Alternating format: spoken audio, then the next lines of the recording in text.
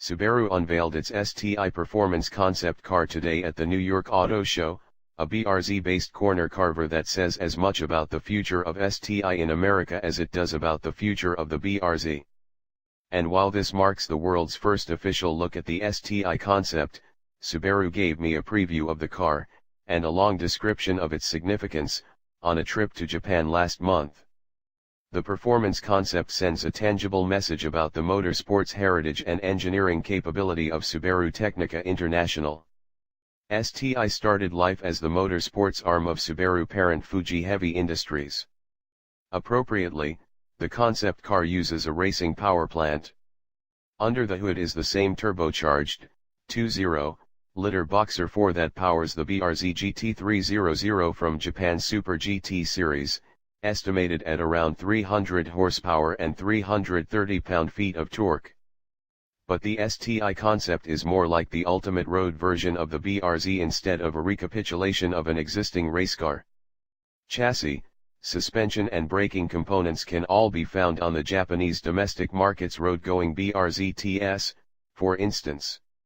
Subaru invited me to drive the TS on that same trip, so stay tuned for a report on that experience later this week.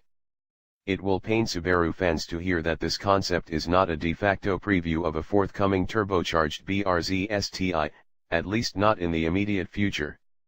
STI has been charged with expanding its presence and reach in the North American market, but the process is going to roll out slowly without jumping straight to a fully realized production vehicle. Stage 1 of the STI expansion will be a consolidation of parts and aftermarket support in the US.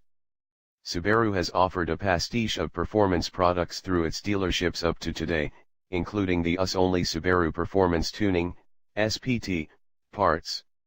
In the near term, the company will phase out SPT in favor of STI parts and accessories, meaning you'll be able to purchase a lot of the stuff that the Japanese market has today. And we're talking about parts that actually impact performance, not just STI badged shift lever knobs or gas caps.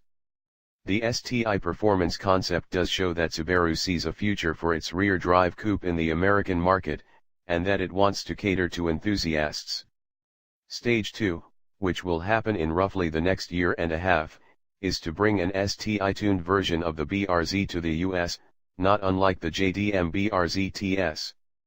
Selling a car like the TS stateside, that is to say a BRZ with suspension and handling upgrades, but not more power, is a simpler process than redeveloping the entire car for a turbocharged powertrain.